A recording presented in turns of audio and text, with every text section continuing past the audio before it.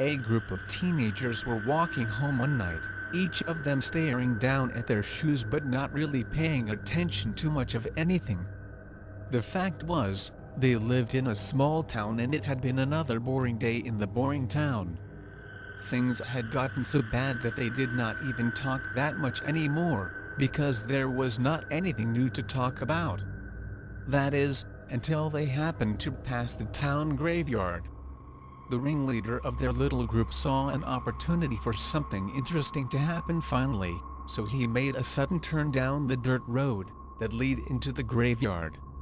The rest of them followed, half reluctantly and half excitedly.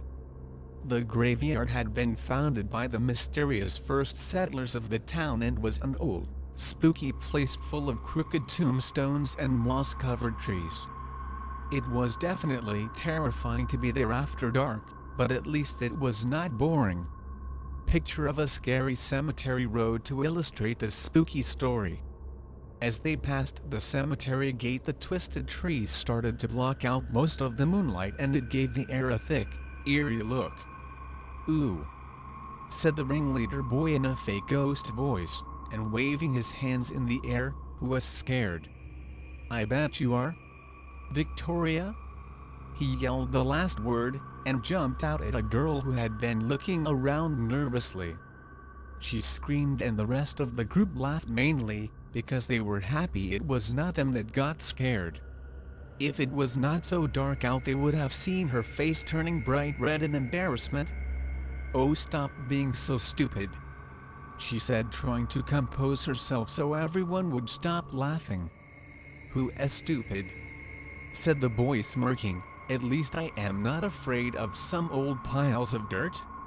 "I am not afraid," she said a bit too loudly, and made a point of walking near a grave. "I would not get too close," said the boy. "If you stand on a grave after dark a hand will come up from the dirt and grab your foot." He yelled and pointed at her left foot. Of course, she immediately screamed and jumped away from the grave. The whole group around her burst out into hysterical laughter. Picture of a boy in a cemetery to illustrate this scary story. This was too much for Victoria to bear. "You're full of it," she said, gathering up her courage and walking over to the grave. She made herself stand on top of it. "See, nothing. Who was the stupid one now?" "Oh no, you don't," said the boy. "You would not be so brave, if we were not all here to save you, if something took hold of your foot." He then handed her something and said, "Here. A knife?" She said. "Oh, so what? I am supposed to be stabbing zombies now?" "No. We," said the boy, pointing to himself and the rest of the group, "are going to finish walking home. And if you're not too chicken then you can stand on the grave properly, by yourself, and then stick that knife in their grave to prove that you actually did it." "Fine, whatever," said Victoria. She had meant to sound tough, but as usual it just came out weak. She watched as the group turned around and walked down the dirt path towards the gate. They were all giggling. "Heart beating fast, Victoria?" whispered somebody from the back of the group. "Just forget it and come on."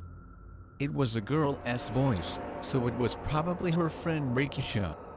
"No, I am tired of him and his fake stories," said Victoria, and she made a big point of folding her arms and sitting down on the grave. She listened to the footsteps, and was hoping to hear her friend coming back to drag her off, but no such luck. Soon the footsteps completely faded away, leaving her with only the eerie rustling of the dry grass to listen to. Scary story about being in a cemetery at night and standing on a grave. Victoria sat there shivering on the grave, the hairs on the back of her neck standing up, as she became extra sensitive to every little noise around her. How long would she need to stay there, to prove she was not afraid? Every second that passed seemed to make her heart beat harder and harder. She heard a thud from somewhere behind her and practically jumped out of her skin, and at that she decided she could not wait any longer. Plus, had the ground beneath her moved a bit? Just thinking about the ground moving made her heart practically pound out of her chest and she could barely breathe. With shaking hands she unfolded the knife as fast as she could manage, and then stabbed the blade straight into the dirt below. But when she got up to walk off, she realized with a sickening sense of horror that she could not walk. Something had hold of her left foot. "Help! Help, it has got me!" she yelled while trying desperately to pull her leg free, but it only tripped her up and made her fall down onto the grave. She thrashed and screamed, but it was no use. Something had hold of her foot. Then everything went dead silent. Picture of a graveyard with old headstones to illustrate this eerie story.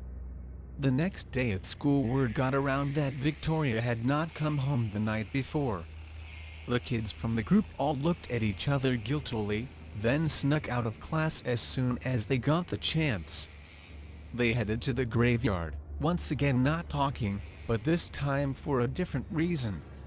Each one of them was thinking about what they might find there.